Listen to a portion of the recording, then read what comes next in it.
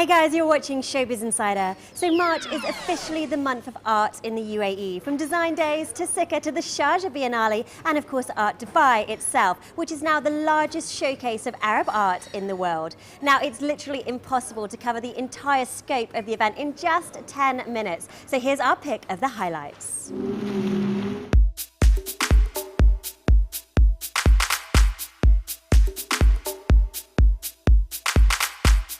The 9th edition of Art Dubai broadened the international conversation about art with a record lineup of artists and galleries. His Highness Sheikh Hamdan bin Mohammed Al Maktoum gave the fair a royal opening, which alongside Design Days Dubai is the anchor event within Art Week. So we're delighted that this year is the largest edition of Art Dubai to date. We have 92 galleries coming here from 40 different countries, so a very global fair, but also the world's largest showcase of Arab artists that takes place anywhere, something of which we're very, very proud. As guest curator of the Abraaj Group Art Prize, Omar Kholeif worked closely with the artists and gave us a comprehensive perspective on the fair.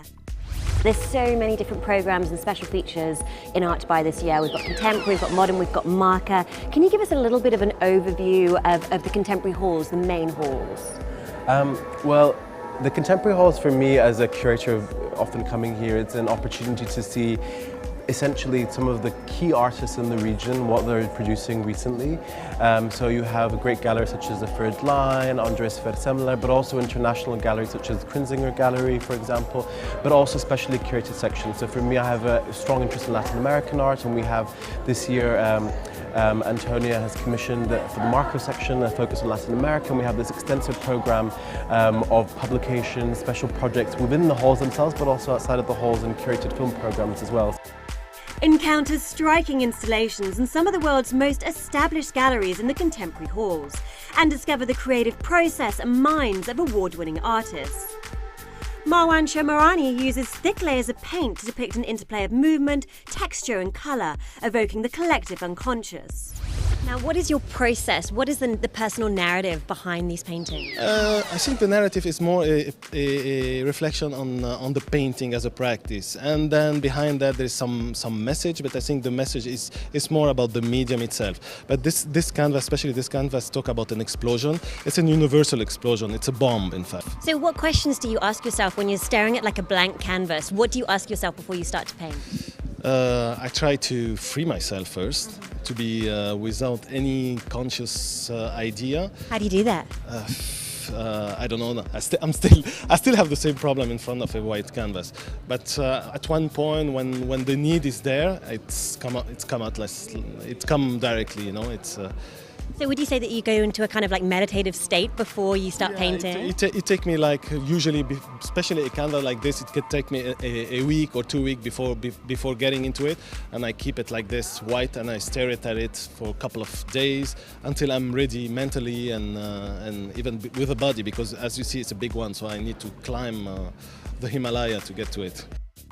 Representing Dubai, Gallery Isabelle van den Eynde displays the collaborative work of 3 local artists, a play on Madam Tussaud's media and the business of art. I understand that this entire piece has been created specifically for Art Dubai.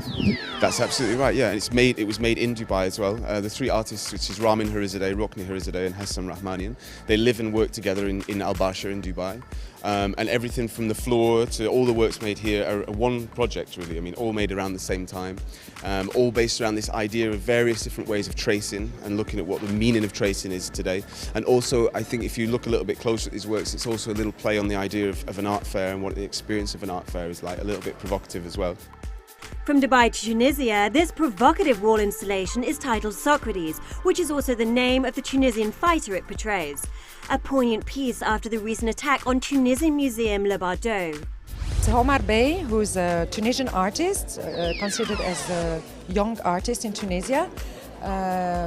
He sculpted, let's say, this installation with bricks that he found in construction sites, and then he sculpted the shape of a soldier who's actually it's in tribute of this soldier who was dead, who died during conflict at the border of Tunisia with terrorists attacks. Yes. Going back to the work now, it's very interesting the way that he's cut the bricks that gives it depth? Because I know when you stand a little further away, it has more of an impact. When you come close, you know, you have to be a little bit further away to get the picture. Exactly. Newcomer galleries just beginning to trend artistically include Destan's Basement from Iran. Here, the pursuit of dreams is represented by figure the Conqueror and is a social commentary on the seat of power. And Canvas Gallery is the first Pakistani gallery ever to show in Dubai, a guessing game collection of the back of iconic heads. Instead of painting portraits from the front of the face, which is where you recognize people from, he's actually painted the back of the heads because he feels that the character of the person is also immanent from the back, and you don't really need to see the face of the people because they're icons, they're people who are known, they're respectable people who have made a name for themselves. This is Marilyn Monroe, and behind you actually is the founder of our nation, Quaid-e-Azam Muhammad Ali Jinnah, which is probably the strongest painting that everybody gravitated towards. And if you find it hard to resist touching art, Rafael Lozano Hemmer's interactive piece draws upon public participation. Pulse Index records fingerprints and detects heart rates, creating a digital record of Art Dubai visitors. If the price range of art generally sets your heart rate soaring, there was actually a lot for young collectors. The Royal College of Art's anonymous postcard exhibition includes over 1,000 unique cards created by leading artists for just 500 dirhams. And if you're looking for a stunning piece for home, an experience of light and colour, this South African installation markets for $9,000 US. What's interesting about this piece is when you look at it from different angles, it's completely different colours.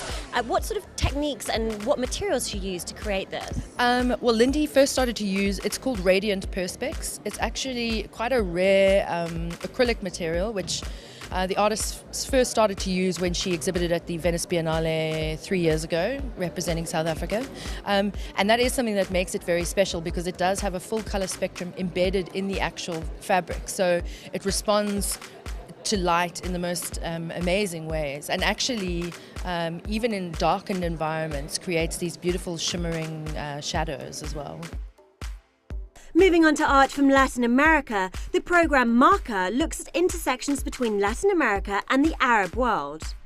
So we have here a program of linking artists predominantly from Lebanon to Brazil in the film program, which is curated by Video Brazil. So it's also about looking at histories of movement and artists and where they live, and actually to say that artists, one of the great things about them is they're truly global in terms of their reach, where they live, what they do, and the spectrum of subjects that they're interested in.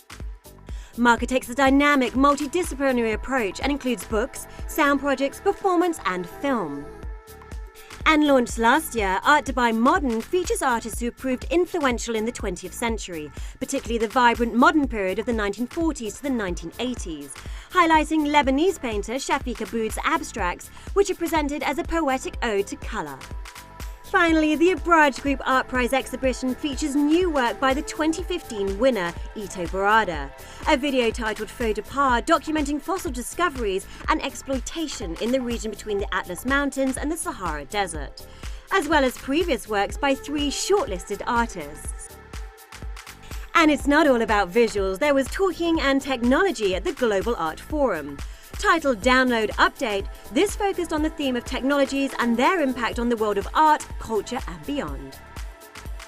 Further fostering the culture of art in the community, Sikka Art Fair showcased works of 50 UAE-based artists in the historic Al Fahidi neighbourhood, spanning an array of mediums including audio and video installations, music performances and visual arts and poetry. These are giant hairs of the oppressed. And I have a script here with me from Reem, and one of the fourth hair will be speaking to you. Finally, what do you see happening in the Arab art industry right now?